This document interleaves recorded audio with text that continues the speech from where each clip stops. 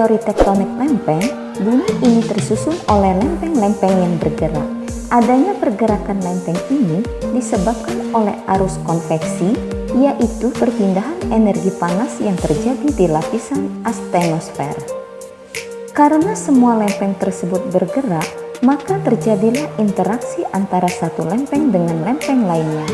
Interaksi tersebut berpusat di sepanjang batas dari lempeng-lempeng itu.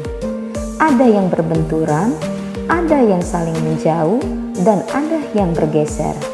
Interaksi antar lempeng itulah yang menimbulkan dinamika di bumi, baik perubahan morfologi, aktivitas vulkanisme, gempa bumi, maupun tsunami.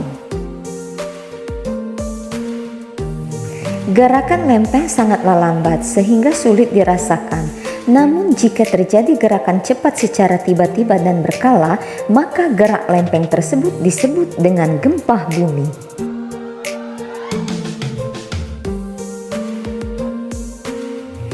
Pada materi sebelumnya saya sudah membahas mengenai gempa bumi tektonik dan juga sesar atau patahan yang terbentuk dari pergerakan lempeng tektonik. Indonesia berada pada 3 lempeng aktif dunia, yaitu lempeng Eurasia, lempeng Indo-Australia, dan lempeng Pasifik. Indonesia dapat dibagi menjadi 2 karakter wilayah tektonik, yaitu wilayah barat yang terdiri dari Sumatera, Jawa, dan Kalimantan yang didominasi oleh zona subduksi lempeng. Sedangkan wilayah timur terdiri dari Sulawesi, Maluku, Papua, dan Nusa Tenggara. Lempeng di area timur lebih rumit dan terdapat banyak sesar aktif. Beberapa waktu lalu gempa bumi melanda Cianjur dengan kekuatan magnitudo 5,6 dan diyakini akibat adanya aktivitas pergeseran dari sesar atau patahan Cimandiri. Sesar ini membentang ke arah timur laut melewati Kabupaten Cianjur, Kabupaten Bandung Barat yang nantinya akan mengalami pertemuan dengan sesar Lembang di Padalarang dan juga sesar Baribis di Kabupaten Subang. Bukan hanya di Jawa Barat, nyatanya sesar Baribis menghubungkan sejumlah kawasan lain seperti Jakarta dan Tangerang. Sesar Baribis adalah sesar aktif terpanjang di Pulau Jawa karena lintasannya meliputi sisi barat Subang, Purwakarta, Karawang, Bekasi, Depok, Jakarta, hingga Tangerang. Keberadaan sesar ini disebut sebagai ancaman besar bagi Jakarta dan sekitarnya jika pergeseran terjadi. Lalu potensi gempa seperti apa yang akan dihasilkan dari sesar Baribis? Beberapa penelitian seismik menemukan bahwa sebagian sesar Baribis aktif. Wilayah Jakarta Selatan berpotensi mengalami gempa megatrust berkekuatan 8,7 magnitudo. Gempa ini bersumber dari retakan yang disebut sesar Baribis. BMKG sendiri mengungkapkan sesar Baribis tersebut aktif dan membuat bagian selatan Jakarta berpotensi diguncang gempa.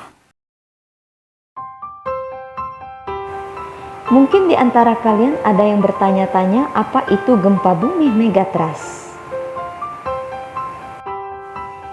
Gempa bumi megatrust yaitu gempa bumi berkekuatan sangat besar yang terjadi di zona subduksi atau zona megatrust, yaitu wilayah di mana salah satu lempeng tektonik bumi terdorong ke bawah lempeng lainnya. Gempa bumi ini berpotensi tsunami.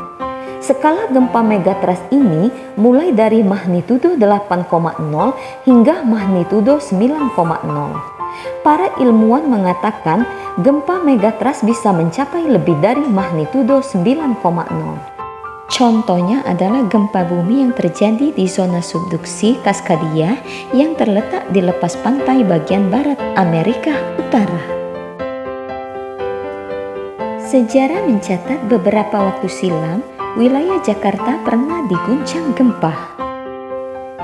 Pada Januari 1699, gempa dengan kekuatan 8,0 magnitudo. Pada Januari 1780, dengan kekuatan 7,0 magnitudo.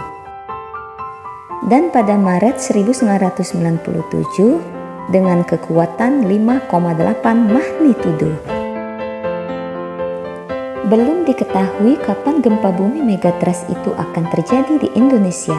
Namun, sesuai perkiraan, potensi gempa tersebut bisa mencapai magnitudo 8,9 dengan ketinggian tsunami mencapai 34 meter.